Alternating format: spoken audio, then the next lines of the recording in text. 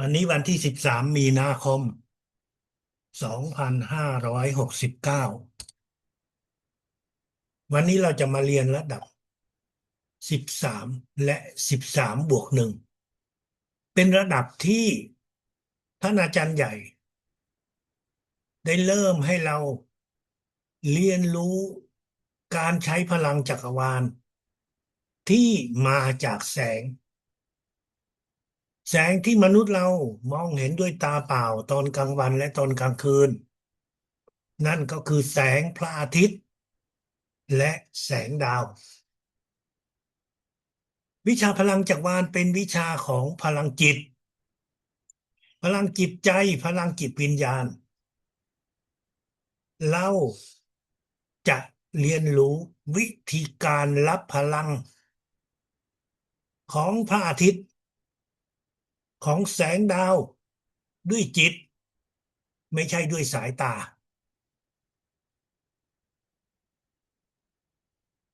แสงดาวและแสงพระอาทิตย์มนุษย์เราด้วยสายตาเราก็สามารถที่จะมองเห็นได้และเราก็เห็นแสงพระอาทิตย์นี้มีคุณและมีโทษในชีวิตของพวกเรา ถ้าแสงอาทิตย์แสงพระอาทิตย์ตอนเช้าท่านก็จะได้รับสิ่งที่ทางแพทย์เขาเรียกว่าวิตามินดีแต่พอสูงขึ้นถ้าเรายังตากแดดอยู่เราก็จะได้รับแสงพระอาทิตย์ที่มันฆ่าเราตายอันดับแรกก็คือแสงนั้นจะทำให้ตัวเราดำเพราะมันไหม้ผิวหนังของเราอันนั้นเขาเรียกว่าแสง UV ที่มาจากพระอาทิตย์ และแสงเหล่านี้มันมีความร้อน ถ้าเราตากแดดทั้งวันวันแล้ววันเล่าตัวเราจะดำแต่ไอ้ดำนั้นไม่เท่าไหร่เราจะถูกเผาไหม้มันก็เหมือนต้นไม้ที่พวกเราเห็นถ้าแสงแดดมันมากเกินไปต้นไม้มันก็จะเหี่ยวน้ำที่เข้ามาไม่พอมันก็จะทำให้ต้นนั้นแห้งแล้งแล้วก็ตายไปในวิชาพลังจักรวาลเราไม่ได้รับพลังแสงด้วยสายตาเราจะไม่มาตากแดดเพื่อรับพลังแต่เราจะใช้จิตของเรารับพลังจากแสงพระอาทิตย์พลังแสงพระอาทิตย์นั้นทางวิทยาศาสตร์เขาก็ได้ค้นพบว่ามันเป็นคลื่นที่มันมาจากดวงพระอาทิตย์คลื่นแสงนี้มันมาด้วยความเร็ว300,000 กว่ากิโลเมตรต่อวินาทีซึ่งเป็นพลังที่โลกของเราต้องการเพื่อให้สิ่งมีชีวิตสามารถอยู่ได้ พวกเราคงจะรู้แสงพระอาทิตย์นั้นมันสร้างต้นไม้ขึ้นมาต้นไม้ที่รับพลังของแสงพระอาทิตย์ก็สร้างเป็นวัตถุเป็นอาหารทางพืชแล้วพวกสัตว์กินพืชก็จะได้เติบโตขึ้นเพราะพวกสัตว์เหล่านั้นไม่สามารถกินพลังแสงพระอาทิตย์ได้มนุษย์เราก็อยู่ได้โดยการกินผักและกินอาหารสัตว์ไม่ว่าจะเป็นสัตว์บกหรือสัตว์น้ำ มนุษย์เราอยู่ได้ด้วยพลังแสงของพระอาทิตย์มีเรี่ยวมีแรงแต่ในแสงของพระอาทิตย์นั้นมันก็ยังมีอีกพลังหนึ่งที่เราสามารถรับด้วยจิตของเราด้วยจิตวิญญาณของเราส่วนพลังแสงดาวที่เราเห็นแม้ว่าเราจะเห็นมัน เล็กน้อยแม้ว่าเราจะเห็นมันนิดเดียวดูเหมือนว่ามันไม่มีอะไรกระทบโดยตรงต่อชีวิตของพวกเราแต่จริงๆแล้วพลังแสงดาวนั้นก็กระทบต่อโลกของเราเช่นเดียวกันน้ำทะเลที่มันขึ้นมันลงก็เพราะว่าพลังแสงดาวนี่แหละโลกของเราหมุนไปในแต่ละช่วงในแต่ละฤดูเมื่อพลังของแสงดาวมันมากขึ้นหรือน้อยดีน้อยไปมันก็จะทำให้น้ำทะเลของเรานั้นสามารถขึ้นสามารถลงได้เป็นพลังมหาศาลแต่มนุษย์เรามองไม่เห็นมนุษย์เราไม่สามารถใช้พลังแสงนี้ได้โดยตรงแต่มันมีผลต่อชีวิตของมนุษย์ของเราบนโลกนี้วิชาพลังจักรวาลเป็นวิชาหนึ่งที่ท่านอาจารย์ใหญ่ได้เรียนรู้จากสิ่งศักดิ์สิทธิ์ว่าเราจะต้องฝึกรับพลังแสงเหล่านี้เพื่อให้จิตของเรานั้นจิตวิญญาณของเรานั้นได้มีความสามารถสูงขึ้นพลังแสงเหล่านี้เป็นพลังแสงที่มนุษย์เรารับได้สองทางทางที่หนึ่งคือทางที่มาเป็นอาหารทางที่สองก็คือมาทางจิตในระดับ13และ13+1นี้เราจะใช้พลังแสงดาวในการฝึกทำสมาธิส่วนพลังแสงพระอาทิตย์นั้น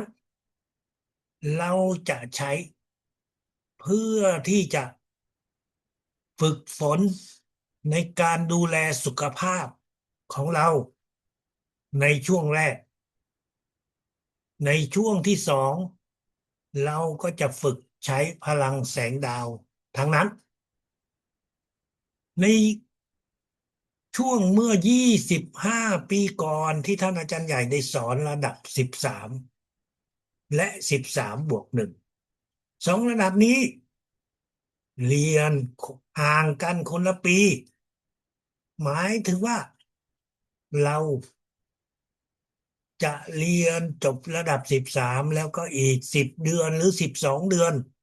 เราถึงจะมาเรียนถึงการใช้พลังแสงดาวแต่ในการฝึกสมาธิทั้งสองระดับเราก็จะใช้พลังแสงดาวเท่านั้นพลังนี้พลังทั้งแสงของสองแสงนี้มันก็เป็นพลังจักรวาลพลังในจักรวาลของโลกที่เรากำลังอาศัยอยู่การฝึกทำสมาธิด้วยพลังแสงดาวเราจะปฏิบัติในรูปแบบดังต่อไปนี้อันดับแรกเราก็ต้องอธิษฐานอธิษฐานถึงสิ่งศักดิ์สิทธิ์สูงสุดอธิษฐานถึงจิตวิญญาณท่านอาจารย์ใหญ่ช่วยให้เราได้ฝึกสมาธิด้วยพลังแสงดาวนั่นคือการอธิษฐานที่เราจะต้องเริ่มต้นเมื่ออธิษฐานเสร็จแล้วเราใช้จิตของเราคือจักระหกของเรารับพลังของแสงดาวเข้ามาที่สมองของเราเข้ามาที่จักระเจ็ดของเราด้วยเวลา2 วินาทีรับเข้ามา2 วินาทีหลังจากนั้นเราก็จะฝึกโดยการหายใจ เราสูดเข้าไปทางจมูกให้ลึกๆสูดเข้าทางจมูกให้ลึกๆครั้งที่หนึ่งแล้วเป่าออกทางปากเป็น3 จังหวะจังหวะที่หนึ่งสั้นๆจังหวะที่สองสั้นๆและก็เป่าจังหวะที่สามให้ลมที่อยู่ในปอดของเราให้มันออกให้หมดนั่นคือรอบที่หนึ่งรอบที่สองแล้วก็สูดเข้าไปให้ลึกๆแล้วก็เป่าออกเป็น3 จังหวะ2 จังหวะแรกก็เป่าสั้นๆสั้นๆแล้วก็เป่ายาวไปนั่นคือรอบที่สองรอบที่สามเราก็สูดเข้าไป1 ครั้งให้ลึกๆให้เต็มปอดแล้วเราก็ค่อยเป่าออกมาเป็น4 จังหวะจังหวะหนึ่งสั้นจังหวะสองสั้นจังหวะสามสั้นแล้วก็จังหวะที่สี่ยาวไปจนหมดลมที่มีอยู่ในปอดการฝึกนี้เราต้องลืมตามองไปข้างหน้าข้างหน้าเราควรควรจะเป็นรูปภาพของท่านอาจารย์ที่กำลังนั่งทำสมาธินั่นคือขั้นตอนของการฝึกทำสมาธิด้วยพลังแสงดาวเราต้องเข้าใจว่าการฝึกทำสมาธิด้วยแสงดาวนี้เราใช้จิตของเรารับพลังจากแสงดาวทั้งที่เราตอนกลางวันเราไม่มองเห็นดวงดาวแม้แต่ดวงเดียวเพราะว่าแสงพระอาทิตย์มันสว่างจ้าอยู่บนโลกอยู่บนศีรษะของเราบนท้องฟ้าดวงดาวทั้งหลายมันก็ยังอยู่แต่เรามองไม่เห็นเท่านั้นตอนกลางคืนแสงพระอาทิตย์มันอยู่อีกด้านหนึ่งของโลกเราแล้วจึงมีโอกาสที่จะมองเห็นแสงดาวที่น้อยนิดแต่เราไม่ได้รับแสงเหล่านี้โดยตรงเรารับแสงเหล่านี้ผ่านทางจิตของเราพวกเรารู้ไหมว่าระยะทางที่แสงของดวงดาวเหล่านี้จากดวงดาวมาถึงโลกของเรานั้นมาเป็นหลายร้อยปีแสงปีแสงคืออะไรปีแสงก็คือระยะทางที่แสงนั้นได้เดินทางมาถึงโลกของเราสำหรับพวกเราก็ไม่รู้หรอกจำไม่ได้หรอกว่าปีแสงนั้นมีระยะทางนานเท่าไหร่แต่ระยะทางนี้1 วินาทีแสงมันวิ่งไปด้วยความเร็ว330,000 กิโลเมตรต่อวินาที1 ปีมีกี่วินาทีนั่นก็คือระยะทางที่มันเดินใน1 ปีแล้วถ้ามันมีเป็นหลายสิบปีหลายร้อยปีดังนั้นตรงนี้เราไม่ต้องสนใจให้จำไว้อย่างเดียวว่าเรารับพลังแสง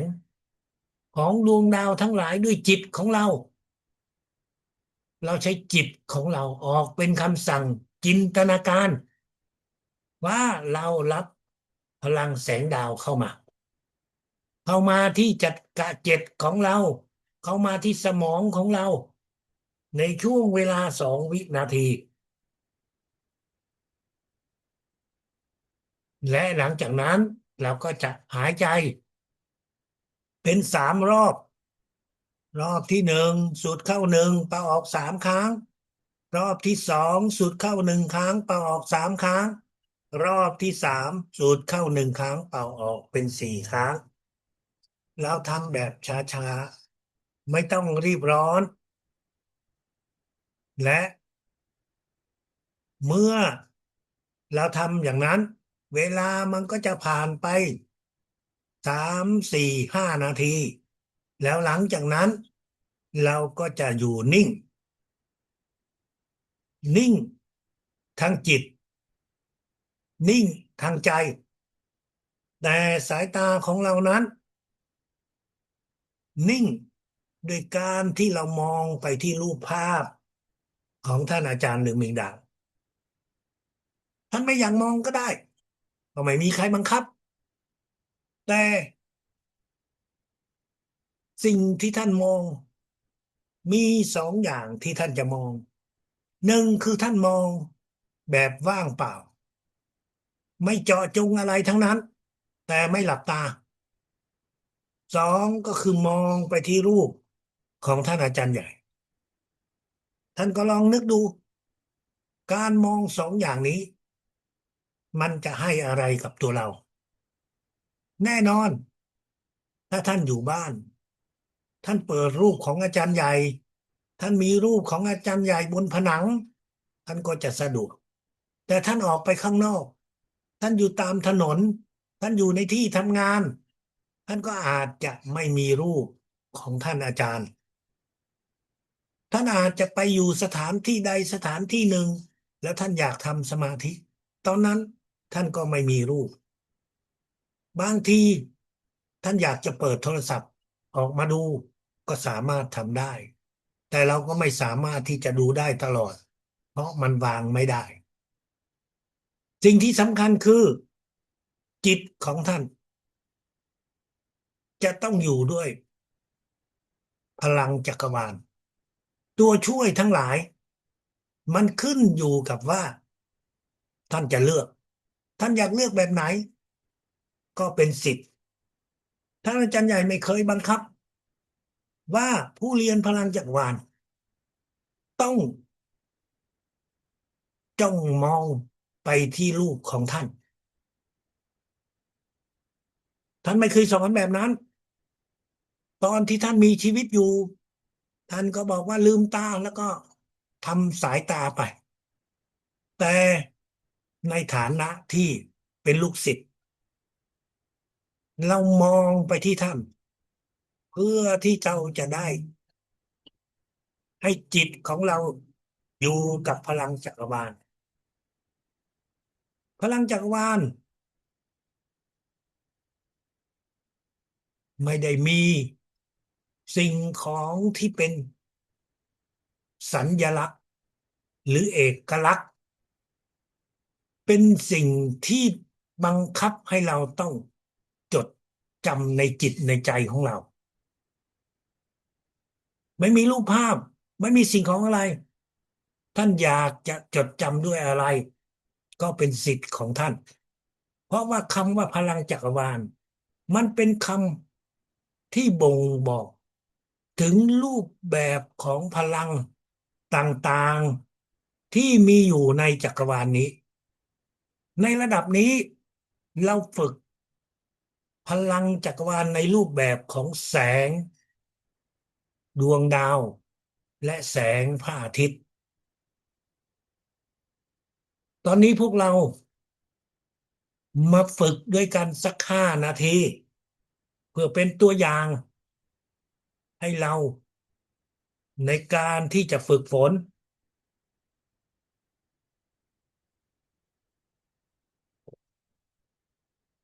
อยู่ในท่าที่สบายที่ตัวเรามีอยู่ลืมตามองไปข้างหน้าไปที่รูปของท่านอาจารย์ใหญ่เรืองมิงดาอธิษฐานในจิตลูกขอสิ่งศักดิ์สิทธิ์สูงสุด จิตวิญญาณท่านอาจารย์ใหญ่ช่วยให้ลูกได้ฝึกสมาธิระดับ13 13+1รับพลังแสงดาวเข้ามาที่จัดกะเจ็ดมาที่สมองของเราหนึ่ง2 2 วินาทีสูดเข้าทางจมูกรอบที่หนึ่งให้ลึกๆ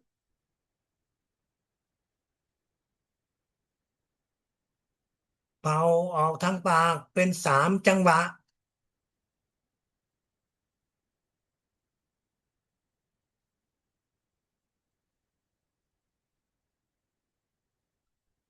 รอบที่สอง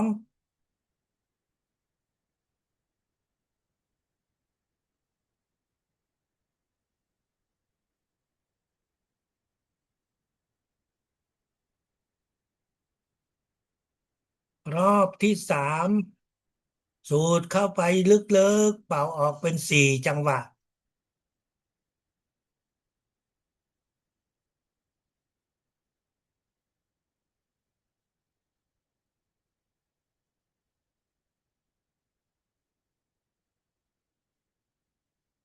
มองไปที่รูปท่านอาจารย์ใหญ่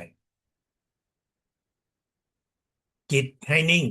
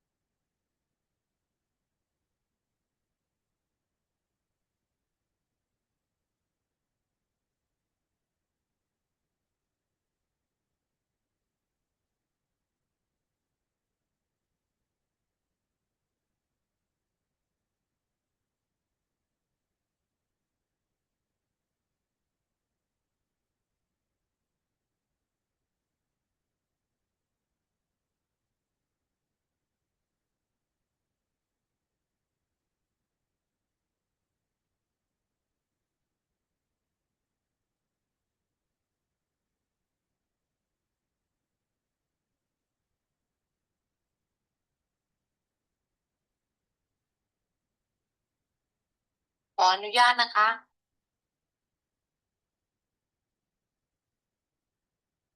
เสียงหายหรือว่าเน็ตเสียงไม่ดีคะอาจารย์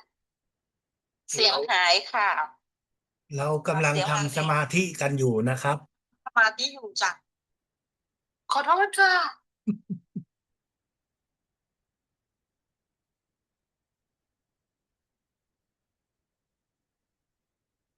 โอเคครบแล้ว5 นาทีนะครับ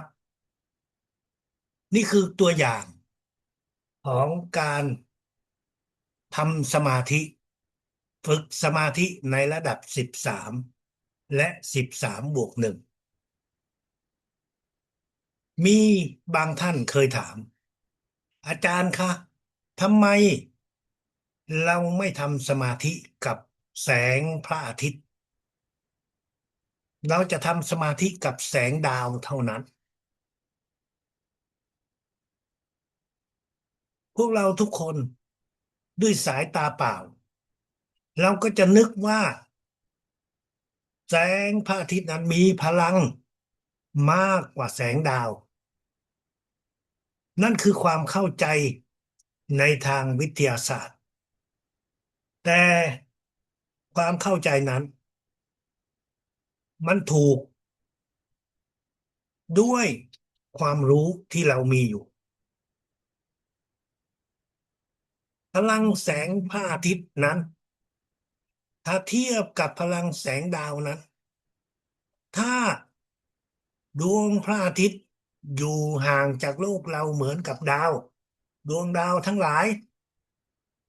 เราก็จะไม่เห็นเพราะแสงพระอาทิตย์จะไม่มาถึงโลกของเราแต่แสงดาวนั้นมันเป็นแสงที่มีพลังสูงกว่ามากกว่าแสงพระอาทิตย์เป็นพันเท่าเป็นล้านเท่าแต่ด้วยระยะทางที่มันอยู่ไกลมากๆมนุษย์เราจึงมองไม่เห็นเราจะฝึกด้วยพลังแสงดาวพลังที่เราไม่สามารถที่จะมองเห็นด้วยตาเปล่าในวันนี้เราฝึกเราไม่รู้ว่าระดับต่อไปนี่มันคือระดับที่จะฝึกด้วยอะไรนั่นคือสมัยก่อนสมัยตอนที่ครั้งแรกที่เราฝึกกับพลังแสงดาวอยู่ในระดับ13และ13+1ไม่มีใครรู้หรอกว่าระดับต่อไปจะเป็นระดับที่เราจะเรียนด้วยอะไรแต่ในวันนี้พวกเรามีหลายท่านอาจจะเรียนเป็นครั้งแรกแต่มี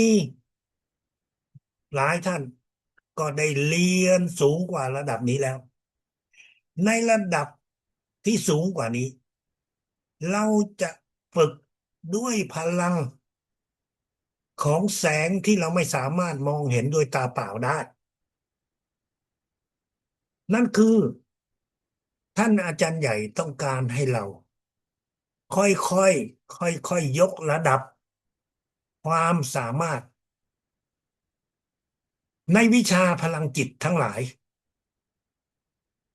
ถ้าหากว่าเรารีบร้อนไม่ฝึกฝนตามขั้นตอนที่สิ่งศักดิ์สิทธิ์ได้ชี้แนะได้บอกให้เราเรียนรู้เราก็จะยากที่จะสำเร็จได้ในการเรียนรู้ทางจิตในการใช้พลังทางจิตทุกคนคงจะได้เห็นผู้ที่ปฏิบัติทางธรรมทางศาสนาทั้งหลายท่านเหล่านั้นเขาใช้ระยะเวลาของการฝึกสมาธิวันละกี่ชั่วโมงฝึกไม่รู้กี่สิบปีบางคนก็ได้เรียนรู้หลายสิ่งหลายอย่างก็กลายเป็นผู้สอนทางจิตวิญญาณที่ยอดเยี่ยม แต่มีหลายท่านก็ไปไม่ถึงตามวันเวลาก็ผ่านไปแต่ความสามารถก็ก้าวไม่ได้มากเท่าที่อยากจะได้การฝึกในวิชาพลังจิตนั้นจึงจะต้องฝึกค่อยๆเป็นค่อยๆไปแต่พวกเราโชคดีอยู่ที่ว่าเราสามารถที่จะดึงพลังของสิ่งศักดิ์สิทธิ์เพื่อช่วยให้เรานั้นได้มีการพัฒนาทางจิตวิญญาณได้เร็วขึ้นได้สูงขึ้นนั่นคือเป็นเหตุผลว่าเราจึงฝึกสมาธิด้วยพลังแสงดาวแต่ไม่ใช่ด้วยพลังแสงพระอาทิตย์แต่ถึงอย่างไรก็ตามพลังแสงพระอาทิตย์ก็เป็นพลังจักรวาลในรูปแบบหนึ่งที่เราจะต้องฝึกใช้การฝึกนี้เราจะฝึกใช้พลังแสงพระอาทิตย์เพื่อดูแลสุขภาพของเราเป็นอันดับแรกพลังแสงพระอาทิตย์ที่เราไม่ใช้ในการฝึกทำสมาธิแต่เราจะใช้ฝึกในการที่จะดูแลสุขภาพของเราสุขภาพของเรานั้นมันจะแสดงออกในรูปแบบเบื้องต้นก็คือเราอาจจะมีจุดอยู่บนร่างกายที่เรามีอาการเจ็บมีอาการปวดมีอาการอักเสบเป็นสิ่งที่เรารู้สึกแล้วก็สามารถที่จะทำให้อาการเหล่านี้หายไปได้หมดไปด้วยพลังของแสงพระอาทิตย์ใน1 สัปดาห์แรกเราจะฝึกอยู่ตรงนี้แต่สิ่งที่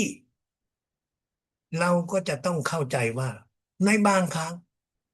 ร่างกายของเรานั้นไม่มีอาการที่เราจะรับรู้ว่าเราเจ็บเราปวดแต่ร่างกายของเรานั้นมันก็เริ่มมีการสะสม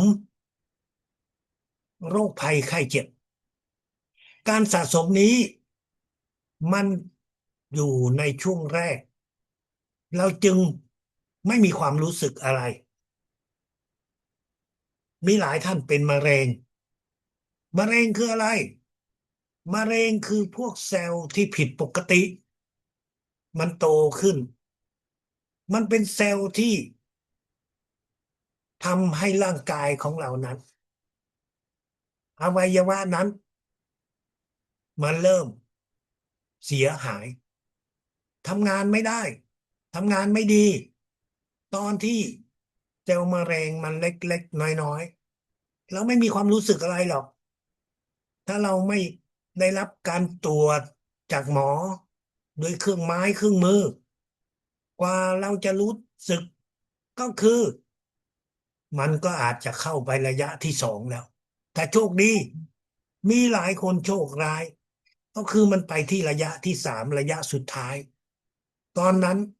ก็ไม่สามารถที่จะรักษาได้แต่ถ้ามันยังอยู่ในระยะที่1ระยะที่2โอกาสรักษาหายได้นั้นมันก็จะมีมากกว่าดังนั้นเมื่อในร่างกายของเรามันมีโรคที่อาจจะเกิดขึ้นซึ่งโรคเหล่านี้มันเป็นความผิดปกติของเซลล์ในร่างกายของกล้ามเนื้อในร่างกายเราจึงต้องส่งพลังของแสงพระอาทิตย์เข้าไปในส่วนต่างๆของร่างกายนั้นยังไม่พูดถึงว่าเมื่อท่านเป็นคนที่มีอายุสูงขึ้นท่านไม่ได้เจ็บไม่ได้ป่วยไม่มีอะไรแต่ท่านจะรู้สึกว่าเรานั้น มีเรี่ยวมีแรงน้อยกว่าแต่ก่อนก็คือท่านอาจจะทำอะไรทำงาน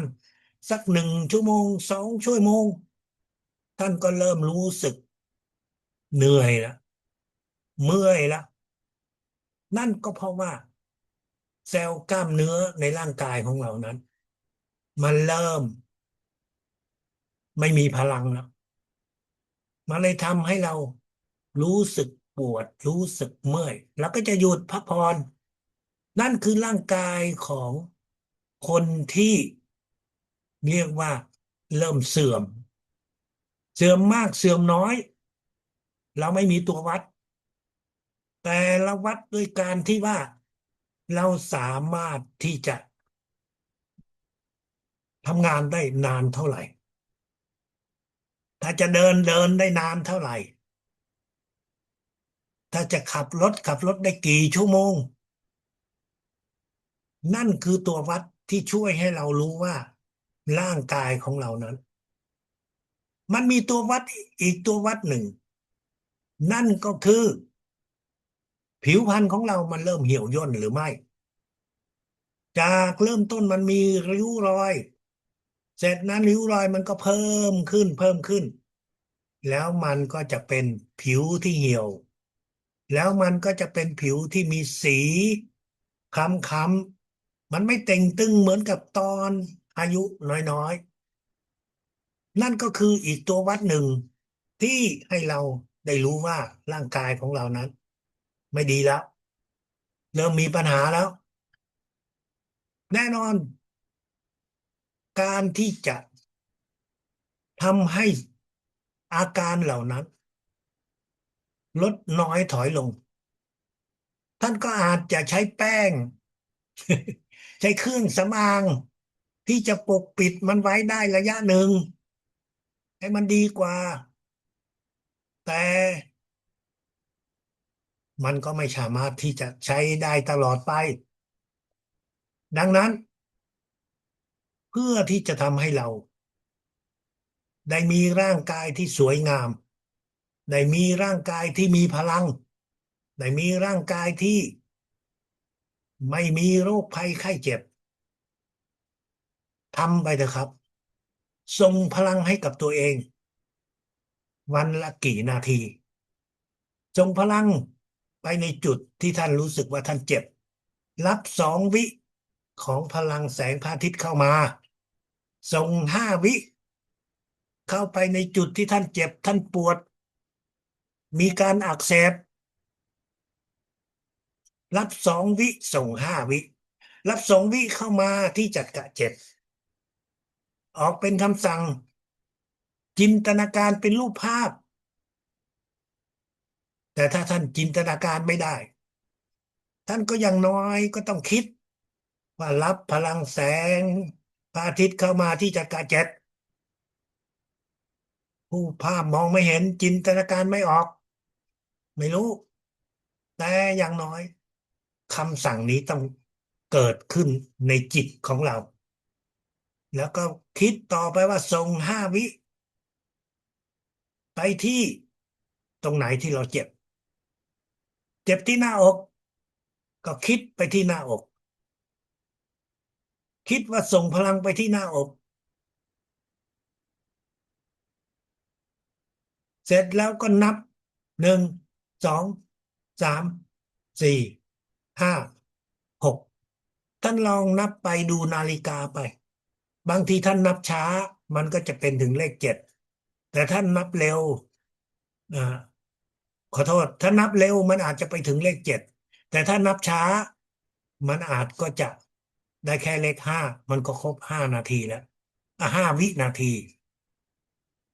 เมื่อครบ1 จุดท่านก็ย้ายไปส่งพลังให้ที่ไหนอีกไปที่จักระห้าจักระห้าอยู่ที่กระดูกต้นคอแล้วก็ออกเป็นคำสั่งว่ารับพลังแสงพระอาทิตย์เข้ามาที่จักระ7นิ่งๆมันก็จะเป็น2 วินาทีแล้วก็คิดส่งไปที่จักระ 5ช่วงแรกท่านอาจจะนับก็ได้ นับ1 2 3 4 5 6อย่างเงี้ยพอท่านนับบ่อยๆท่านก็จะรู้ละท่านก็รู้สึกไม่นับท่านก็รู้ละแต่นับในจิตไม่ต้องออกเสียงจากจัดกะห้าท่านก็รับ2 วิเข้าที่จัดกะ7แล้วก็ส่งไปที่จัดกะ4 5 วิแต่ละจักระท่านส่งไป5 วิรวมแล้วก็มี5 จักระที่ท่านส่งพลังก็คือประมาณ5 5 25ก็คือ30 นาทีนั่นแหละ30 วินาทีส่งพลังให้กับตัวเราเองก็ไม่เกิน1 นาทีทำวันละ1 ครั้งจะเจ็บมากเจ็บน้อยก็วันละ1 ครั้งเท่านั้นอย่าทำ2 ครั้งการทำ2 ครั้งนั้นก็คือเราดูดพลังมันออกมา ในตอนเช้าเราส่งพลังเดี๋ยวตอนค่ำเราลืมตัวแล้วก็ส่งอีกแต่การส่งนั้นมันไม่ใช่เป็นการส่งแต่มันจะเป็นการดึงพลังออกก็จะทำให้เราเสียเวลาเสียกำลังใจดังนั้นฝึกส่งพลังให้กับตัวเองในช่วงเวลาที่เป็นประจำถ้าเช้าก็เช้าตลอดไปแต่ถ้าเช้าไม่ทัน พอจิตใจมันรีบมันต้องออกไปทั้งที่เราจะใช้เวลาให้กับตัวเรานั้นก็1 หรือ 2 นาทีแต่ถ้าเรามุ่งมั่น1 2 นาทีนั้นก็ไม่สามารถที่จะทำให้เราสายอะไรไปได้หรอกแต่แน่นอนพอตื่นขึ้นมาตอนเช้าท่านยังต้องไปอาบน้ำท่านยังต้องไปแปรงฟันท่านยังต้องแต่งตัวท่านยังต้องรับประทานอาหารเช้ามีหลายสิ่งหลายอย่างที่เราทำมาตลอดชีวิตมันเป็นประจำแล้วสิ่งเหล่านั้น มันอยู่ในสัญชาตญาณของตัวเราแล้วจะรีบจะร้อนยังไงท่านก็ต้องทำให้ครบสิ่งเหล่านั้นก็จะต้องรับประทานอาหารก็จะต้องอาบน้ำก็จะต้องแต่งตัวไม่มีหรอกที่ว่าออกจากบ้านแล้วไม่แต่งตัวอะไรนั่นคือสิ่งที่มันเป็นสัญชาตญาณของตัวเราแล้วแต่การส่งพลังเนี่ยมันเพิ่งมาใหม่ มันเพิ่งเป็นวิธีการที่เสริมเข้ามาอีกแม้ว่ามันจะใช้เวลาเพียง1 2 นาทีแต่ด้วยสัญชาตญาณด้วยความคุ้นเคยในช่วงแรกๆมันจะยากนะครับแต่ถ้าท่านทำได้ต่อเนื่องตรงนี้หมายถึงว่า3 สัปดาห์ขึ้นไปตอนนั้นท่านจะไม่ลืม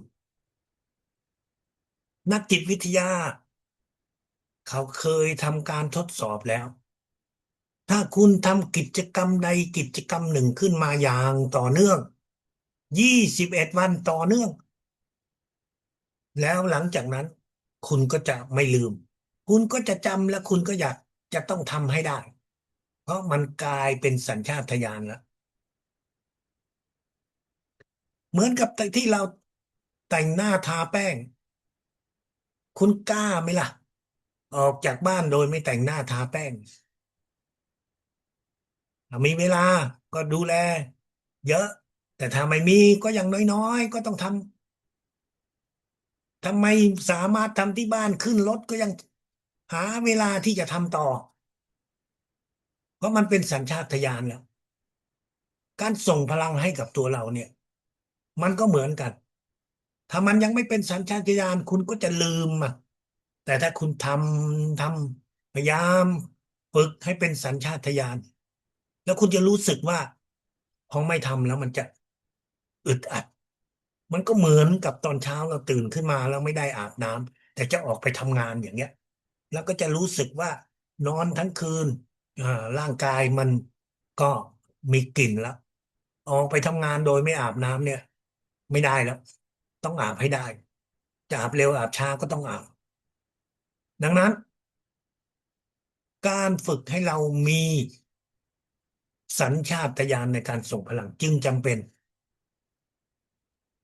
จำไว้อย่างหนึ่งว่าเราเป็นผู้เรียนวิชาพลังจักรวาลในระดับสูงในระดับนี้เราไม่ควรที่จะไปขอให้คนอื่นส่งพลังให้กับเราอย่าขอเด็ดขาดถ้าเรายังมีจิตมีใจไม่ต้องขอเพื่อนเราเขาจะเก่งกว่าเขาส่งให้เราเราก็แค่ขอบคุณเท่านั้นเราไม่ต้องขอเพราะว่าในวิชาพลังจักรวาลหากคุณมีความโลภที่ไปขอกับคนอื่นท่านอาจารย์ใหญ่บอกว่าคุณจะค่อยๆสูญเสียความสามารถคุณจะสูญเสียกำลังใจคุณจะสูญเสียความเชื่อมั่นในตัวเองแต่คุณไม่ได้สูญเสียความสามารถความสามารถคุณยังอยู่เพียงแต่ว่าคุณสูญเสียกำลังใจคุณสูญเสียความมั่นใจคุณสูญเสียความสามารถกำลังใจความเชื่อมั่นในตัวเองมันจะลดลงถ้าหากว่าเราไปขอคนอื่นแต่แน่นอนถ้าหากว่าเราเจ็บป่วยหนักก็จะมีคนที่เขารับรู้เพื่อนของเราเขาจะส่งพลังให้เรานั่นคือเป็นสิ่งเราเองก็เช่นเดียวกันถ้าเพื่อนเขาอยู่ในระดับสูงแล้วอยากช่วยเขาแล้วก็ตั้งจิตช่วยไปแต่เราจะไม่ขอไปคนอื่นเราก็จะฝึกของเราแม้ว่าพลังของเราจะมากจะน้อยเราก็ต้องรับและส่งให้ตัวเราเองวันละหนึ่งครั้งผู้เรียนพลังจักรวาลพวกเราสามารถที่จะช่วยส่งพลังให้กันได้เมื่อคุณเป็นคนที่ได้เปิดจักระ100%แล้วคุณอยู่ระดับ4คุณก็สามารถส่งพลังให้กับคนระดับถึง20ก็ส่งได้ถ้าหากว่าเขาไม่มีความสามารถแล้วเขาเป็นโคม่าแล้วเขาหมดอ่าความรู้สึกแล้วเขาหมดเรี่ยวหมดแรงแล้วนั่นคือท่านอาจารย์ใหญ่ว่าถ้าหากว่าคุณเป็นโรคที่หนักคุณหมดเรี่ยวหมดแรงแล้วคุณมีสิทธิ์ที่จะขอให้เพื่อนช่วยส่งพลังให้ไม่ว่าคนนั้นจะอยู่ในระดับไหนจะอยู่ในระดับที่วางมือเขาก็สามารถช่วยได้นั่นคือสิ่งที่ผู้เรียนพลังจักรวาลจะต้องแยกแยะจะต้องเข้าใจให้ถูกต้องเพื่อเราจะได้ใช้พลังช่วยเหลือตัวเราเองและช่วยเหลือคนอื่นๆในแต่ละวันท่านส่งพลังให้ตัวท่านแล้ว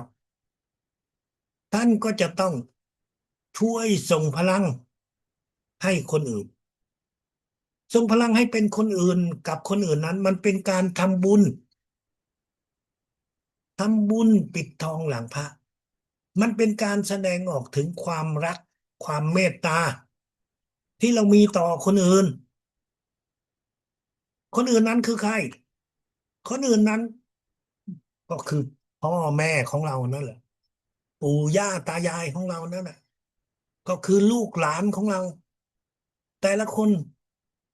เราก็จะมีสถานภาพที่แตกต่างกันในหนึ่งครอบครัวเมื่อเราเป็นคนที่มีความสามารถในวิชาทางจิตเราก็จะต้องส่งพลังให้กับคนที่อยู่รอบข้างตัวเราเป็นอันดับแรกเป็นอันดับแรกอย่าคิดว่าเราจะต้องส่งให้คนที่เป็นผู้นำสูงสุดของประเทศส่งให้คนที่เป็นเจ้านายอะไรของเราอย่างเงี้ยไม่ใช่คนเหล่านั้นมันเป็นแค่หัวโขนคนที่อยู่ใกล้ชิดกับเรานั้นสายเลือดเดียวกันกับเรานั้นเป็นคนที่เราจะต้องดูแลเป็นอันดับแรกเลือกมา ท่านมีเวลานานเท่าไหร่ตอนเช้า10 นาทีหรือ30 นาทีท่านก็เลือกมา1 คน2 คน3 คนแล้วท่านก็ค่อยส่งพลังให้ทีละคนทีละคนอธิษฐานถึงสิ่งศักดิ์สิทธิ์จิตวิญญาณท่านอาจารย์ใหญ่ลูกจะส่งพลังให้กับคุณแม่คุณแม่ชื่ออะไรคุณแม่ตอนนี้ก็มีอายุแล้วโรคภัยไข้เจ็บมันก็มีอยู่ในร่างกายแต่มันก็เป็นโรคเบาๆก็ส่งพลังให้ท่านได้มีสุขภาพแข็งแรงได้หายจากอาการปวดเมื่อยหายจากโรคภัยไข้เจ็บอธิษฐานเสร็จแล้วเราก็รับพลังของแสงพระอาทิตย์2 วิส่ง5 วิส่ง5 วิไปตรงไหนถ้าเรารู้ว่าท่านเจ็บหัวเข่าเราก็ส่งไปที่หัวเข่าถ้าเรารู้ว่าท่านเจ็บปวดหลังเราก็ส่งไปที่หลังแล้วก็ส่งไปที่จัดกะต่างๆจัดกะ7จัดกะ5จัดกะ4จัดกะ3จัดกะ2และเส้นเลือดที่คอก็จะใช้เวลาทั้งหมดประมาณ1-2 นาทีต่อ1 คนอ้าวพ่อแม่ปู่ย่าตายายทั้งหมดก็มีกี่คนล่ะพ่อแม่อาจจะมี4 คนเพราะพ่อของภรรยาพ่อของสามีพ่อแม่สามีพ่อแม่ภรรยา4 คนถ้ายังอยู่ก็ครบ4 คนถ้าปู่ย่าตายายอยู่ด้วยก็เพิ่มอีกแล้วก็ลูกแล้วหลานมีลูกกี่คนหลานกี่คนลูกสะใภ้ลูกเขยมีไหมก็ส่งพลังไปส่งอาจจะส่งเป็นกลุ่มของลูกลูกชายลูกสะใภ้ลูกหลานเป็นกลุ่ม3 คน5 คนส่งเข้าไปคนเหล่านี้พอท่านเอ่ยถึงความสัมพันธ์หน้าตาของเขาก็จะโผล่ขึ้นในจิตของเราแล้วนั่นก็คือรูปภาพของคนที่เราจะส่งให้กับใครอีกท่านมีเพื่อนที่เป็นคนที่ท่านรักสนิทสนมมาตั้งแต่ตอนที่ประถมมัธยมแต่บางทีก็มาเพื่อนใหม่ที่เพิ่งรู้จักในหน้าที่การงานหรือด้วยกิจกรรมอะไรบางอย่างที่มาร่วมกันแล้วก็จะส่งพลังให้กับคนเหล่านี้ส่งทีละคนทีละคนทำได้เท่าไหร่ท่านก็ส่งเท่านั้นแต่การที่เราส่งพลังนี้เราตั้งจิตทำสมาธิส่งให้เขาแต่คนเหล่านี้แต่ละคนเขาก็มีกิจกรรมที่แตกต่างกันดังนั้นเราจะต้องดึงจิตดึงใจให้เขาคิดถึงเราทุกวันสมัยนี้เราทำได้สมัยก่อนท่านอาจารย์ใหญ่อยากจะบอกให้เราว่าแต่ละสัปดาห์2 สัปดาห์ก็ต้องโทรหากันแต่สมัยนั้นน่ะโทรศัพท์มันมีที่ไหนโทรศัพท์บ้านที่แถวสายนั้นมีบางบ้านมีบางบ้านไม่มีบางทีเขาก็ไม่ได้อยู่ใกล้โทรศัพท์เขาอยู่ไกลเขาออกไปนอกบ้านโทรไปก็คนอื่นรับสายก็ไม่ได้ประโยชน์แต่ท่านอาจารย์ใหญ่บอกว่าก็ส่งไปเขียนชื่อลงแผ่นกระดาษสมุดใส่เข้าไปในกล่องพอถึงเวลาปุ๊บแล้วก็อ่านชื่อเหล่านั้นแล้วก็ส่งไปไม่สามารถติดต่อได้2 สัปดาห์ค่อยติดต่อครั้งหนึ่งถ้าอยู่ต่างประเทศนั้นก็หมดสิทธิ์เลยก็ด้วยความรักก็ส่งไปแต่สมัยนี้เรามีเครื่องไม้เครื่องมือที่ดีกว่าเรามีวิธีการที่จะติดต่อ เพื่อทำให้จิตให้ใจของคนที่เรารักให้คนที่เราต้องการช่วยเหลือแล้วก็สามารถที่จะเชื่อมต่อจิตใจของเขาได้โดยสายโทรศัพท์ของมือถือนี่แหละแล้วจะโทรหาเขาบางทีมันก็ได้แต่บางทีมันก็ไม่ได้สมัยก่อนถ้าเป็นโทรศัพท์ธรรมดาโทรครั้งเดียวไม่เป็นไร3 ครั้งไม่เป็นไรแต่โทรทุกวันเนี่ยค่าโทรศัพท์มันบวกตามวินาทีบวกตามนาทีมันก็เยอะเหมือนกันนะครับแต่ตอนนี้เราสามารถส่งเป็นข้อความท่านก็ส่งไปส่งข้อความเพื่อให้ลูกๆหลานๆเขารู้ว่าคุณแม่คุณพ่อคิดถึงเขารักเขาให้คุณพ่อคุณแม่ของเราได้รู้ว่าเรานั้นมีความรักเป็นลูกกตัญญูคุณพ่อคุณแม่เขาไม่ได้ต้องการที่จะให้เราส่งปัจจัยเงินทองอะไรหรอกเขาไม่ได้ต้องการใช้อะไรมากมายแต่ความรักที่เรามีอยู่ที่เราส่งไปเนี่ยมันเป็นกำลังใจมากกว่าวัตถุทั้งหลายเพื่อนของเราเราส่งข้อความเหล่านี้ไปเขาจะรู้สึกอุ่นใจเขาจะรู้สึกดีใจที่ว่ามีเพื่อนที่คอยดูแลแม้ว่าการดูแลนี้เราอาจจะยังไม่เก่งยังไม่มีความสามารถแต่อย่างน้อยที่สุดจิตใจของเราก็ได้แสดงออกแล้วนั่นคือสิ่งที่พวกเรา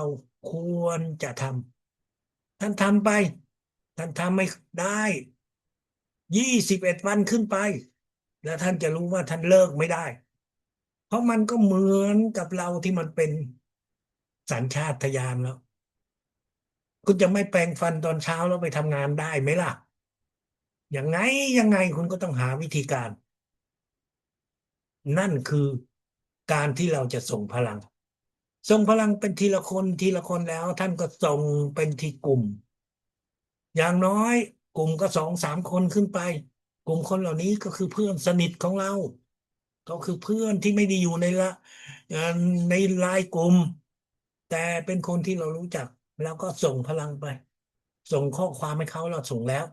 แต่มันมีเพื่อนจำนวนหลาย10 คนคนเหล่านี้เราเขียนเป็นรายชื่อแล้วเราก็ส่ง อธิษฐานถึงสิ่งศักดิ์สิทธิ์จิตวิญญาณท่านอาจารย์ใหญ่เราจะขอส่งพลังให้กับเพื่อน30 คนนี้รายชื่อเราเขียนตั้งแต่วันแรกแล้วเราก็จะจำในจิตของเราอยู่แล้วท่านจะอ่านก็ได้ไม่อ่านมันก็อยู่ในจิตของท่านนั่นแหละเพราะท่านเขียนด้วยลายมือของตัวเองท่านพิมพ์ด้วยมือของตัวเองไม่ใช่คนอื่นพิมพ์ให้ดังนั้นท่านจะจำชื่อของเขาจำในจิตจำในใจแล้วเราส่งพลังไป นั่นคือการส่งพลังแบบกลุ่มที่เราควรจะทำ สมัยนี้เรายังมีกลุ่มที่เราเรียกว่ากลุ่มกิจกรรมร่วมกลุ่มนี้อาจจะกลุ่มขายตรงกลุ่มขายอาหารเสริมกลุ่มกิจกรรมที่วัดกลุ่ม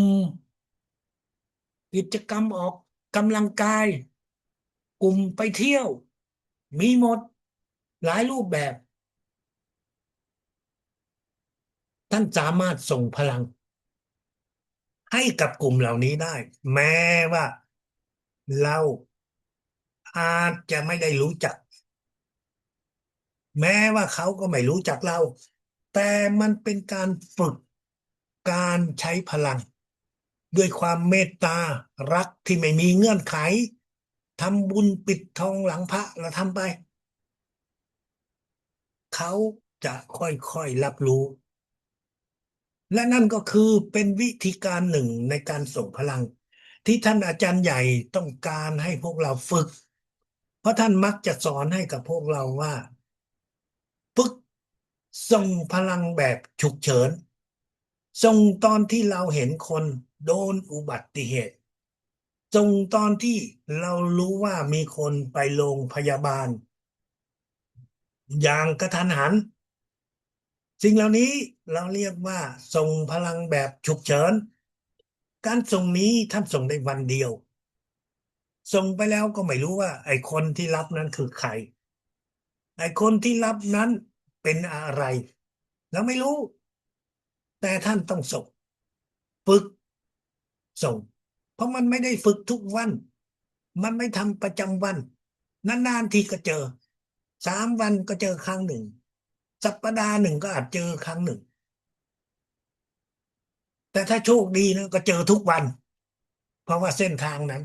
มันเป็นเส้นทางที่ใกล้อยู่โรงพยาบาลท่านก็จะมีโอกาสได้ฝึกส่งนั่นคือการส่งพลังจิตแบบฉุกเฉินการส่งพลังจิตแบบฉุกเฉินนี้มีประโยชน์อะไรมันมีประโยชน์ที่หนึ่งมันคือการปิดทองหลังพระเป็นการทำบุญโดยไม่ได้หวังผลตอบแทนอะไรจากใครแต่คนที่รับรู้คือตัวเราและสิ่งศักดิ์สิทธิ์แต่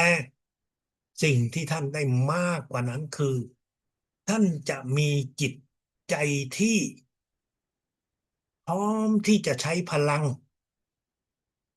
ในยามที่ท่านเจอปัญหาของตัวเองมีปัญหาอะไร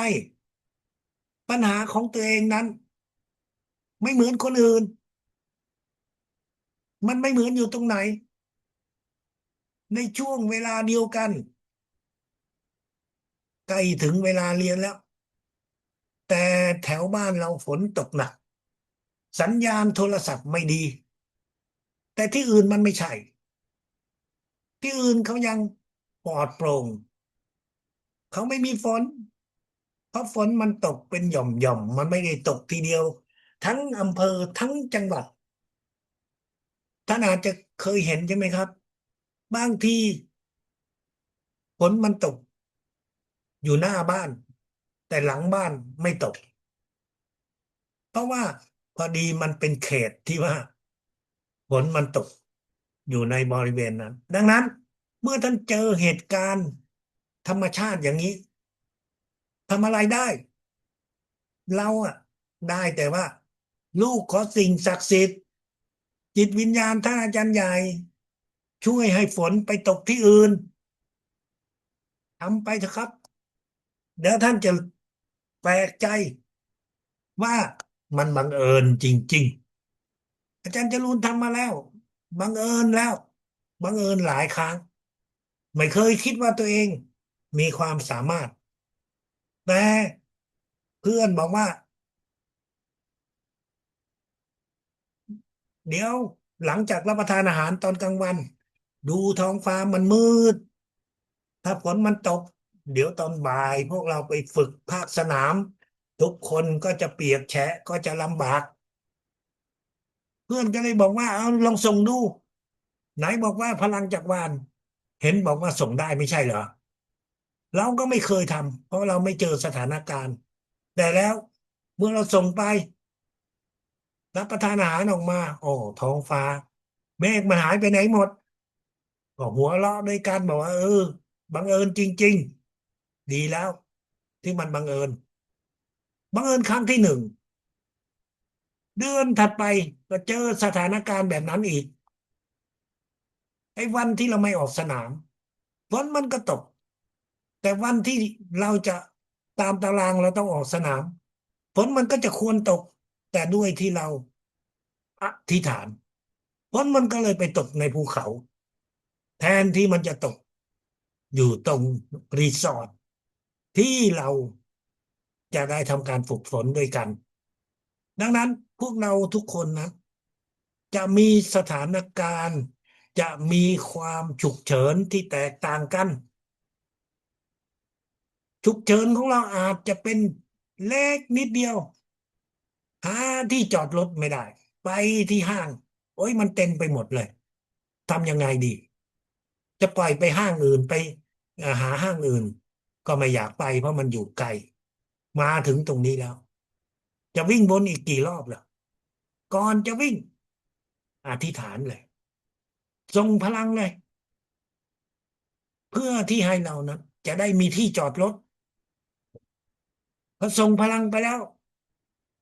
อยู่ดีๆมันก็มีคนที่เขาออกแล้วเราก็จะได้เข้าไปแทนที่ถ้าเราไม่อธิษฐานมันจะเกิดขึ้นแบบนี้ไหมก็อาจจะเกิดขึ้นแต่บังเอิญเราอธิษฐานเขาก็เลยบังเอิญออกมาเลยทำให้เรามีที่จอดรถก็บังเอิญไปเถอะแต่ทุกครั้งที่เราอธิษฐานแล้วมันก็บังเอิญก็ถือว่าดีเหมือนกันให้เตรียมตัวไว้อย่าคิดว่าเราเก่งเพราะถ้าเราคิดว่าเราเก่งเราโอ้อวดเดี๋ยวมีวันเราแตกหน้าแต่ถ้าเราคิดว่ามันบังเอิญเดี๋ยวมันก็จะบังเอิญตลอดนั่นคือสิ่งที่พวกเราทุกคนต้องเข้าใจในความสามารถของวิชาพลังจักรวาลอย่าคิดว่ามันเป็นอิทธิฤทธิ์อย่าคิดว่าเรามีความสามารถแต่ให้คิดมันว่าเราทำตามขั้นตอนเราทำตามสิ่งที่เราได้เรียนรู้คิดแค่นั้นอย่าคิดว่ามันเป็นอิทธิฤทธิ์ที่เราจะต้องอวดให้กับคนที่อยู่ในรถในลูกหลานของเราถ้าคิดแบบนั้นเราอาจจะไม่มีโอกาสได้แสดงออกนั่นคือสิ่งที่พวกเราทุกครั้งที่เราจะใช้พลังจักรวาลในรูปแบบฉุกเฉินท่านทำใจเอาไว้ตั้งใจเอาไว้แล้วโชคดีมันก็จะมากับเราท่านอาจารย์ใหญ่บอกให้เราว่าให้ฝึกให้หัวใจของเราเต้นช้าลงทำไมเราต้องฝึกให้หัวใจของเราเต้นช้าลงเพราะว่าการฝึกนี้มันเป็นการฝึกที่เราใช้จิตของเราควบคุมอวัยวะที่โดยปกติอวัยวะนี้มันทำงานด้วยธรรมชาติของมันสัญชาตญาณของมันไม่มีใครสั่งไม่เหมือนจมูกถ้าเราสั่งว่ามันหายใจมันก็จะหายใจแต่ถ้าปล่อยตามธรรมชาติมันก็หายใจแต่ถ้าเราสั่งมันหยุดมันหยุดได้แล้วสั่งว่าให้มันแรง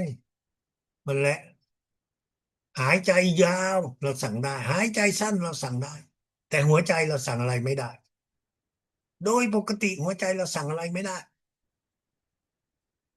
ถ้าเราอยากกระตุ้นให้หัวใจมันริ่งแรงคุณก็จะต้องออกกำลังกายคุณก็จะต้องวิ่งระยะทางไกลแล้วหัวใจคุณมันก็จะทำงานหนักแต่คุณบอกให้หัวใจมันหยุดให้มันเต้นช้าลงทำไม่ได้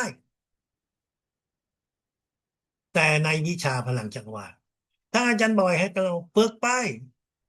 ฝึกใช้พลังของแสงดาวไม่ใช่พลังแสงพระอาทิตย์นะเพราะว่าเรากำลังฝึกให้หัวใจของเราเต้นช้าลง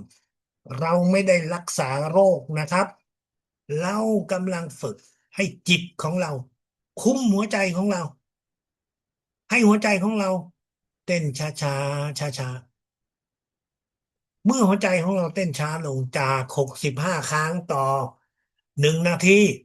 เหลือสัก50 ครั้งท่านก็จะเห็นเลยว่าที่ฝ่าเท้าของเรานั้นมันเริ่มเย็นมันเริ่มชาเราจะเริ่มไม่รู้สึกเหมือนกับโดนยาที่เขาเรียกว่ายาชา หรือว่าถ้าท่านไหนเคยอยู่ในพื้นที่หนาวถ้าท่านไม่ใส่รองเท้าท่านไม่ใส่ถุงเท้าขาของท่านมันก็จะเย็น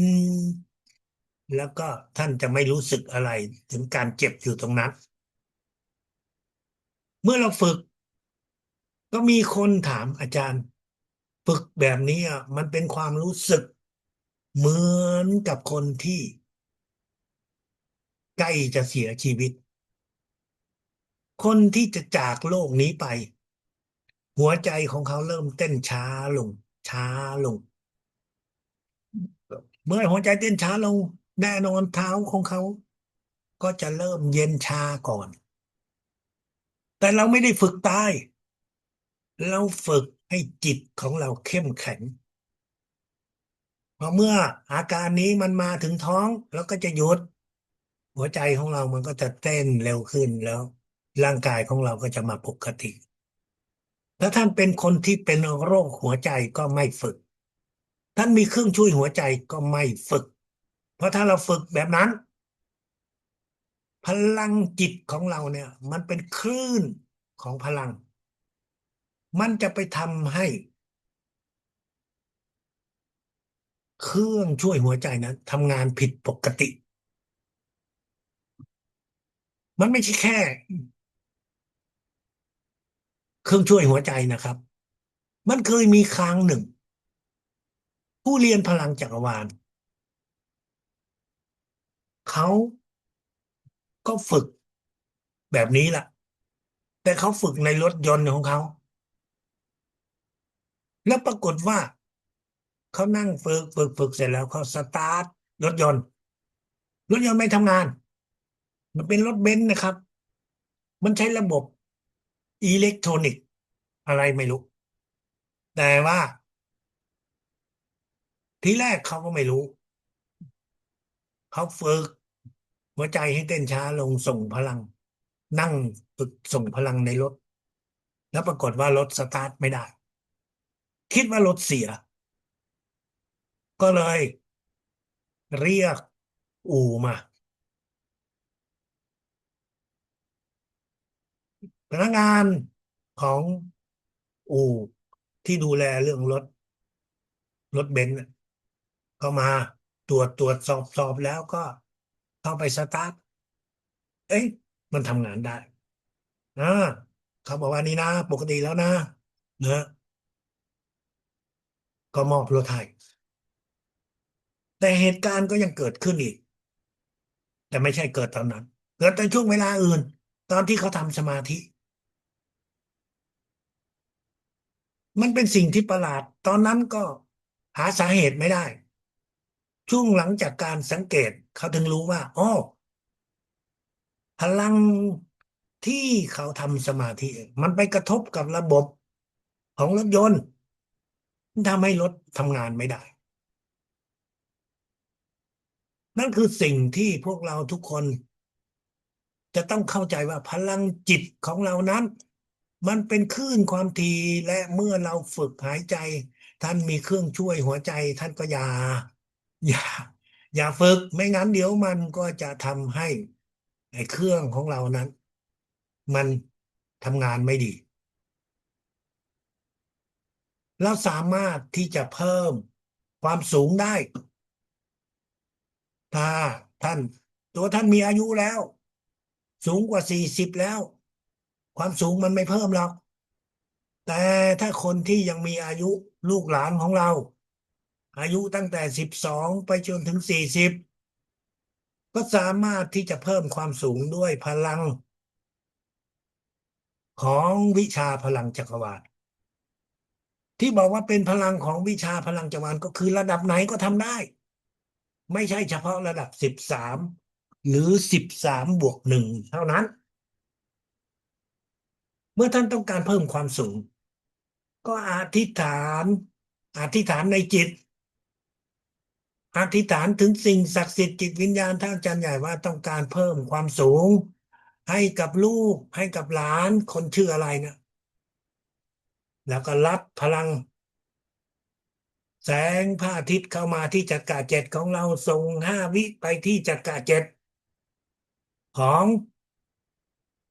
ลูกของหลานคนนั้นรับเข้ามาที่จักระเจ็ดของเราส่งไปที่จักระเจ็ดของเขารับเข้ามาที่จักระเจ็ดของเราส่งไปที่ใต้จักระ2ของเรา ทำอย่างนี้ทุกวันทำอย่างน้อยก็5-6 เดือนต่อเนื่องคนที่เราส่งพลังนั้นเขาก็จะเพิ่มความสูง5 เซนติเมตร10 เซนติเมตรต้องหมั่นเพียรทำทุกวันและเมื่อเขาเพิ่มความสูงเขาอาจจะมีความรู้สึกปวดเจ็บที่หัวเข่าที่ข้อเท้าที่สะโพกเราต้องบอกเขาให้รู้ว่าเราส่งพลังเพื่อให้เขาได้สูงขึ้นถ้าเขามีอาการแบบนั้นในช่วงเดือนที่4ที่ 5ที่ 6ก็แจ้งให้เรารู้เพื่อเราจะได้ส่งพลังเพื่อเราจะได้หยุดส่งพลังส่งพลังเพื่อไม่ให้เจ็บปวดอีกแต่ให้หยุดเพื่อที่จะไม่สูงเกินไปเพราะความสูงกับน้ำหนักมันจะต้องคู่กัน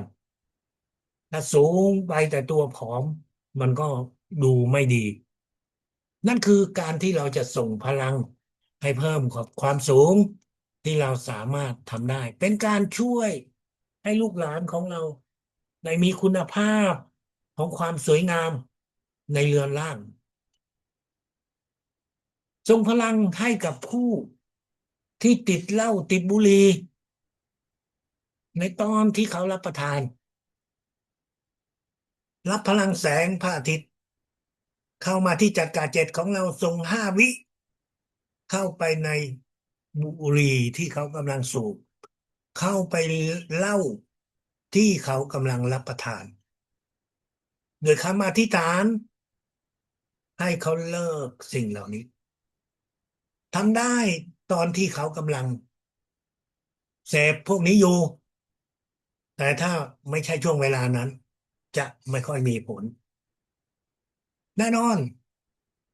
ถ้าเขารับประทานเหล้าอยู่ที่บ้านเราทำได้แต่ถ้าเขาไปยืนที่ร้านเราก็ไม่สามารถที่จะช่วยอะไรได้นั่นคือสิ่งที่เราอยากจะช่วยเหลือกับคนที่ติดเหล้าติดบุหรี่ซึ่งสิ่งเหล่านี้เราบังคับไม่ได้แต่เราส่งไปหรือจิตหรือใจของเขาจะเปลี่ยนไปแต่ถ้าคนเหล่านั้นเขายังอยากที่จะเลิกก็เป็นสิ่งที่จะง่ายขึ้นจะดีขึ้นนั่นคือสิ่งที่เราควรจะปฏิบัติช่วยเหลือให้พวกเขา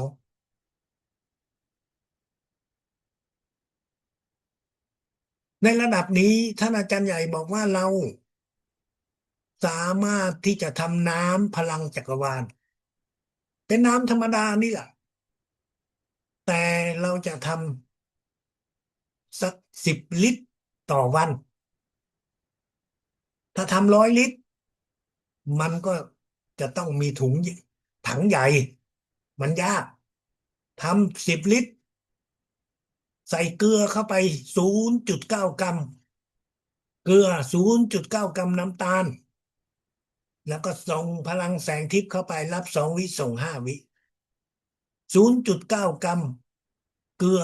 0.9 กรัมน้ำตาลเนี่ยมันจะตกอยู่ที่ประมาณ1/3ของช้อนชานั่นคือสิ่งที่เราสามารถที่จะนำพลังจักรวาลนี้ใช้ในตอนไหนใช้ในชีวิตประจำวันนี้แหละหุงข้าวชงกาแฟชงชาล้างผักล้างผลไม้ล้างผิวหนังยกเว้นตานั่นคือสิ่งที่เราสามารถที่จะทำได้เพื่อที่จะทำให้คุณภาพชีวิตของเราได้ดีขึ้นวิชาพลังจักรวาลท่านอาจารย์ใหญ่บอกว่าถ้าหากว่าเราเป็นคนที่อยู่ในทางการแพทย์และอาจจะมีธุรกิจขายยาขายอาหารเสริมที่เกี่ยวกับยาหรือว่าเรามีอะไรที่เกี่ยวข้องกับการใช้ยาส่งพลังเข้าไปครับ ส่งพลังเข้าไปกับกล่องยาแผงยาขวดยาอธิษฐานให้ยาเหล่านี้มีประสิทธิภาพที่ดีขึ้นมีผลข้างเคียงที่น้อยลงถ้าเป็นธุรกิจก็ต้องเป็นธุรกิจของเราเป็นธุรกิจของคนอื่นไม่ได้พี่น้องเราก็ไม่ได้พ่อแม่ของเราได้เพราะอะไรที่เป็นของแม่ของพ่อก็คือของเรานั่นแหละดังนั้นถ้าเป็นพ่อแม่เราส่งพลังได้แต่ถ้าเป็นของคนอื่นไม่ว่าคนนั้นจะเป็นญาติสนิทมิตรสหายขนาดไหนก็ส่งไปจะไม่ได้ผลนั่นคือการส่งพลังเพิ่มประสิทธิภาพให้กับพวกยาอาหารเสริมหรือผลิตภัณฑ์อื่นๆรวมทั้งอาหารรวมทั้งผลไม้ของใช้ที่เราต้องการที่จะจำหน่ายท่านส่งพลังไปเพื่อให้สิ่งของเหล่านั้นกลายเป็นสิ่งของที่มีพลังพลังของแสงพระอาทิตย์พลังของแสงดาวนั่นคือสิ่งที่เราสามารถทำได้ส่งพลังไปในสถานที่ที่เราทำงานส่งพลังไปสถานที่ที่เราไปถึงไม่ว่าที่นั้นจะเป็นสำนักงานจะเป็นโรงพยาบาลจะเป็นโรงเรียนหรือที่ไหนก็แล้วแต่ส่งรับ2 วิส่ง5 วิเพื่อให้สิ่งแวดล้อมทางจิตวิญญาณของที่นั่นได้ดีขึ้นถ้าออกจากบ้านท่านก็ส่งพลังไปเส้นทางที่ท่านจะเดินทางส่งพลังให้กับยานพาหนะที่ท่านจะใช้จะขับขี่ถ้าเป็นรถส่วนตัวเราก็ดีถ้าเป็นรถสาธารณะเราก็ส่งไปให้ทุกคนที่อยู่บนรถนั้นก็จะได้รับอานิสงส์ของพลังที่เราส่งไปนั่นคือสิ่งที่เราสามารถที่จะทำได้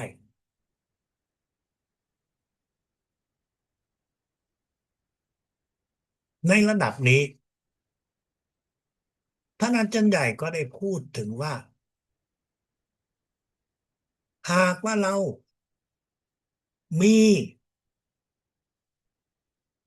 เขาเรียกว่า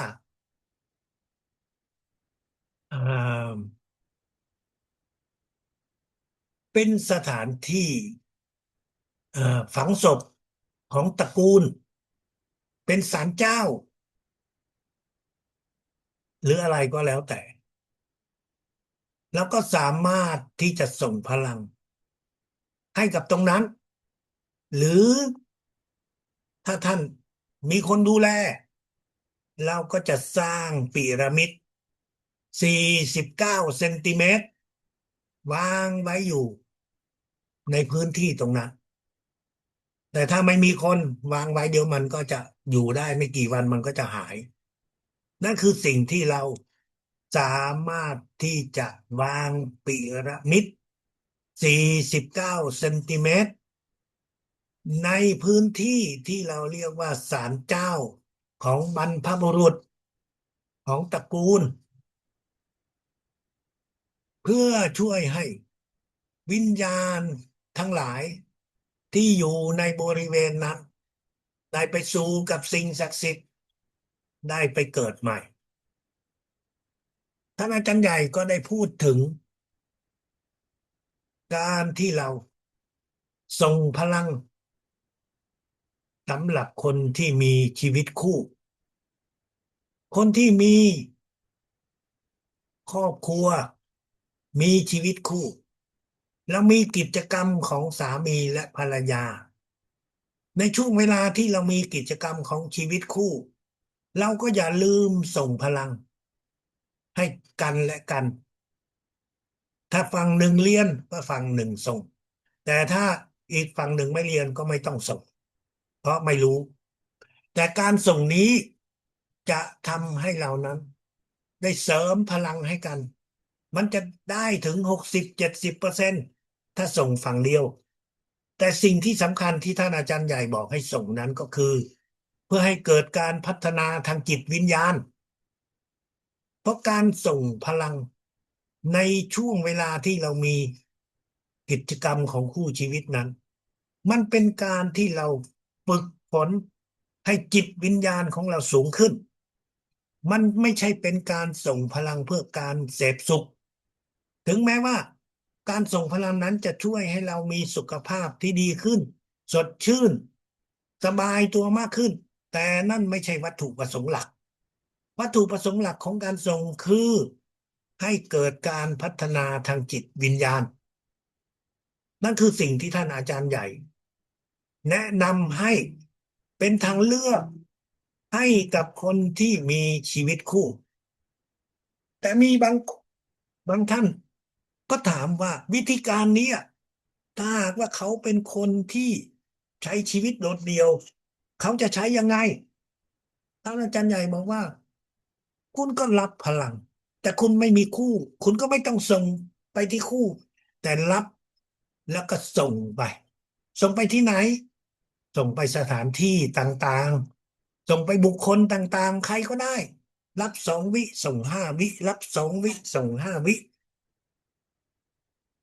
เพื่อให้จิตของเรานั้นมันได้สงบเพราะจริงๆแล้วธรรมชาติของความเป็นมนุษย์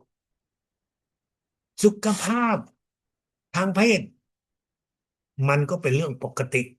ที่ว่าทุกคนเหล่านั้นอาจจะมีความรู้สึกในช่วงเวลาที่แตกต่างกันดังนั้นถ้าในช่วงเวลาไหนที่ท่านมี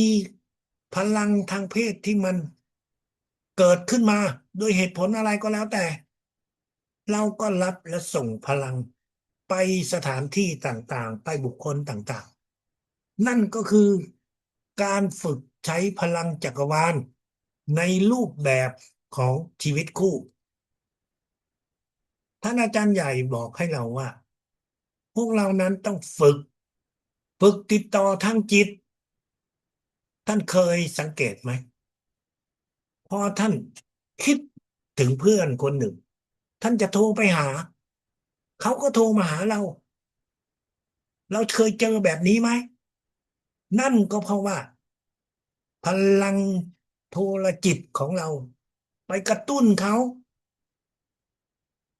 เราสามารถที่จะฝึกโทรจิตด้วยกันและกันได้ รับพลังแสงพระอาทิตย์2 วิส่งไปหาเพื่อนของเรา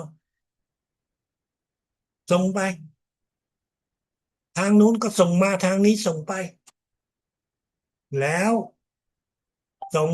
ความคิดข้อความที่เราอยากจะส่งดูสิว่าเขาจะไล่รับหรือไม่แต่สิ่งที่สำคัญคือท่านต้องฝึกติดต่อทางจิตกับท่านอาจารย์เลืองมิงหนางจะช่วยให้จิตของเรานั้นมีความสามารถในการเรียนรู้ ในทางจิตกับท่านอาจารย์ลือมิงดางกับสิ่งศักดิ์สิทธิ์ฝึกตอนไหนฝึกตอนที่ท่านทำสมาธิหรือท่านอยากจะแยกออกมาก็ได้ในช่วงที่ทำสมาธิท่านก็รับพลังแสงพระอาทิตย์เข้ามาที่จักระเจ็ดของเราส่งไปที่จักระเจ็ดของท่านอาจารย์เรื่องมิงดางทำซ้ำ3 ครั้งส่งข้อความคำถามที่เราอยากจะรู้ส่งไป แต่ไม่ต้องหวังที่จะได้รับคำตอบทันทีแต่ทำไปเรื่อยๆเดี๋ยวความสามารถทางจิตของเรามันก็จะเกิดขึ้นจบระดับ13และ13+1ถ้าไหนมีคำถามอะไรก็สามารถที่จะถามได้เชิญครับ